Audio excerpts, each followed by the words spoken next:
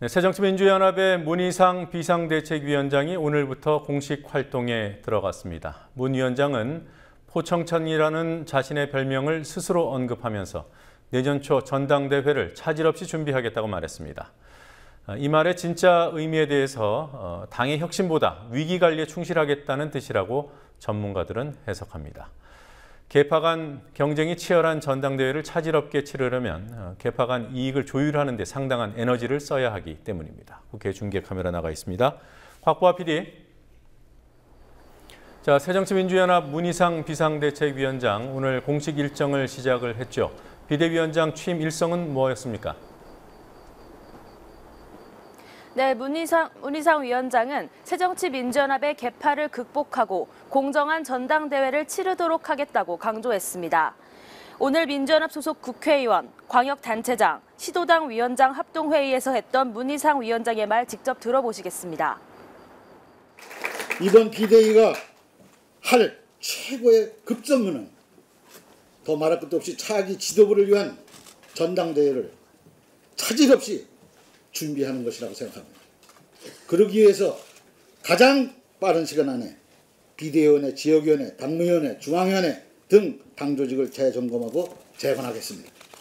이러한 작업의 핵심은 공정성의 확보라고 저는 생각합니다. 나한테 별명 붙여진 포청천처럼 할 수만 있다면 공정한 전당대회가 준비될 수 있도록 최선을 다할 것이라는 약속을 드립니다.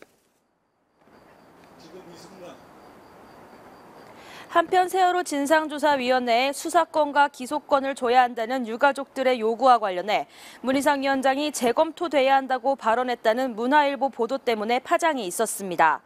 이에 대해 문 위원장은 기자들과 만나 대통령이 풀어야 협상의 여지가 있다는 말을 문화일보가 왜곡했다고 주장했습니다. 민주연합 대변인들은 세월호 해법의 본질은 진상규명이고 유족들이 최소한 양해하는 안이 나와야 한다는 문 위원장의 합동회의 발언이 공식 입장이라고 강조했습니다. 네, 심각한 혼란을 겪은 후에 열린 오늘 합동회의였죠. 분위기가 어땠습니까? 네, 예상보단 덜 무거웠고 오히려 화기애애했습니다. 정치 인생 최대의 위기를 겪었던 박영선 원내대표의 표정도 모처럼 밝았고 오랜만에 국회에 온 안희정 충남지사와 최문순 강원지사, 윤장현 광주시장 등 민주연합 소속 광역단체장들도 의원들과 반갑게 인사를 주고받았습니다.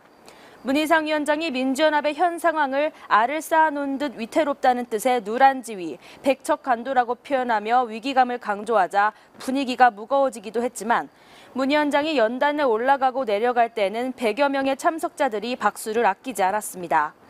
민주연합은 박영선 원내대표가 어제 문희상 비대위원장을 지명하는 것으로 임명 절차를 가름하기로 했기 때문에 오늘 합동회의는 의원들과 광역단체장, 시도당 위원장 등에게 새 비대위원장 임명 사실을 보고하는 성격의 자리였습니다. 그러다 보니 자유토론이나 발언 자리를 따로 만들지 않았고 박영선 원내대표와 문희상 위원장의 인사말만 듣고 30여 분 만에 회의를 끝냈습니다. 네, 길지 않은 기간일 텐데요. 문희상 비대위가 어디로 갈지, 또 과제는 무엇인지 전문가들은 뭐라고 얘기합니까? 네, 문 위원장은 내년 초 전당대회 당대표 선거의 룰을 정하고 지역위원장 인선을 주도하게 되는데요. 그중에서 지역위원장 문제가 중요합니다. 지역위원장들이 당대표 선출 권한이 있는 대의원들을 뽑기 때문에 지역위원장을 차지하기 위한 계파별 경쟁이 치열해서 그 과정을 어떻게 조율하느냐가 문 위원장의 최대 과제입니다. 문 위원장이 계파 간 충돌을 피하기 위해 계파를 안배하다 보면 당의 혁신이라는 또 다른 숙제를 해내긴 힘들어집니다. 김종배 정치평론가는 혁신을 강조하면 계파를 떠나 야당성이 강한 사람을 인선해야 하는데 계파 안배를 하다 보면 혁신과 동떨어진 인선이 될 수도 있다고 말했습니다. 유창선 정치평론가도 문 위원장이 계파색이었다는 건 장점인 동시에 최대 약점이라며 계파 갈등을 조정하며 당을 이끌 관리형 리더로선 적임자지만 현 질서를 무너뜨릴 수 있는 과감한 변화를 모색할 수 있는 가능성은 대단히 희박하다고 내다봤습니다. 네, 세월호 특별법과 관련해서 여당은 사실상 대통령 지침이 나온 상황이기 때문에 운신의 폭이 없어졌다고 할 수 있고요. 또 야당은 박영선 원내대표 리더십 훼손, 이런 부분 때문에 협상력이 손상된 상태죠. 앞으로 이 특별법 정국, 어떻게 전개가 되겠습니까?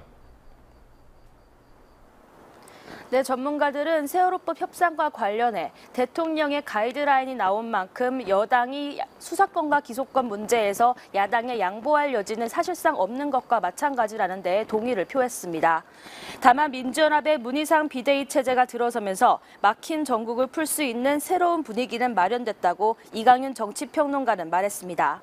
이강윤 평론가는 문 위원장이 유가족들과의 소통을 강화할 것이라고도 예상했습니다. 직접 들어보시겠습니다. 일단 유가족 측과 문희상 비대위원장이 어느 선에서 조율을 해 나가느냐, 수사권, 기소권도 사실은 기본적으로는 믿을 수 있는 수사 체계만 확립이 되면 유가족도 동의할 수 있다고 나는 저는 보거든요. 수사 기소권이라는 단어에 협의적으로 좁게 매달릴 것이 아니고 유가족들이 이 정도 선이면 우리가 믿을 수 있는 수사 체계다. 그 선을 일단 먼저 밴드, 폭을 정해서 합의를 하고 그걸 가지고 여당과 조율해 나가는 과정이 필요한데. 정치평론가인 최창렬 용인대 교수도 진상규명이 제대로 될 수 있는 특검이 보장된다면 유가족도 설득할 수 있고 협상 진전에 도움이 될 것이라며 야당이 그런 특검 방안을 모색해 여당과 합의에 들어가야 한다고 말했습니다. 최 교수는 또 현재의 파행국회가 단기적으로는 세월호법과 다른 법안을 연계하고 있는 야당에 불리하지만 장기적으로는 국정 운영에 책임을 지고 있는 여당에도 부담이 될 것이라고 말했습니다. 그래요. 장기적으로 여당에 더 부담이 되는 상황이 아닌가 싶은데 아무래도 예산 문제 때문 아니겠습니까? 그렇습니다. 국회 교착 상태가 길어지면 내년도 예산안 심의와 의결이 제대로 이뤄질 수 없고 그에 따른 부담은 최종적으로 여당이 져야 합니다. 새누리당 쪽에서 부쩍 예산 얘기를 많이 하는 건 그런 이유 때문입니다. 오늘도 주호영 정책위의장은 올해부터는 12월 1일 24시까지는 예산심의 토론을 무조건 종료하고 12월 2일까지는 본회의에서 의결해야 한다며 야당은 빨리 국회 일정을 정상화해서 시급한 내년도 예산심의에 성실히 임해주길 부탁드린다고 말했습니다. 어제 대화 채널 복원을 위해 만난 여야 원내 수석 부대표들이 오늘은 만나지 않았지만 연락은 계속하고 있습니다. 그리고 어제 새누리당 보수혁신특별위원회가 출범했지요. 그런데 위원장이 된 김문수 전 경기지사는 안 보였습니다. 오늘도 안 보였죠? 네, 오늘 오전 새누리당 박대출 대변인이 확인해준 대로 오늘 국회에 김문수 전 지사는 나타나지 않았습니다. 김문수 전 지사는 국민TV와의 통화에서 언제 혁신위원장으로 활동을 시작하느냐고 묻자 아직 좀 멀었다고만 답했습니다. 이런 태도로 볼 때 김 전 지사가 혁신위원장직을 그리 크게 생각하지 않는 건 아니냐는 시각도 나오고 있습니다. 새누리당은 김 전 지사가 모레 공식 임명장을 받고 다음 주 중 혁신위 인선을 마무리한 후 첫 회의를 열 예정이라고 밝혔습니다. 자, 정종섭 안행부 장관이 과연 할 소린가 싶을 얘기를 했어요. 국회를 해산해야 할 상황이다. 이런 말은 어떤 맥락에서 나온 겁니까?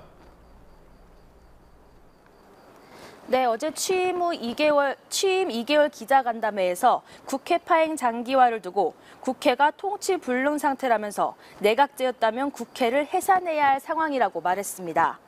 이 말이 전해지자 야당들이 오늘 크게 반발했습니다. 민주연합의 한정혜 대변인은 대통령이 국회를 무시하니 장관까지 대통령 눈에 들기 위한 발언에 앞장서고 있다며 정치는 실종시키고 통치만을 원하는 박근혜 대통령의 입장이 바뀌지 않는 이상 지금 국회의 교착 상태는 달라질 수 없다는 사실을 모르는 이가 있냐고 따져 물었습니다. 박범계 원내대변인은 정 장관에게 대학으로 돌아가라고 말했는데요. 직접 들어보시겠습니다.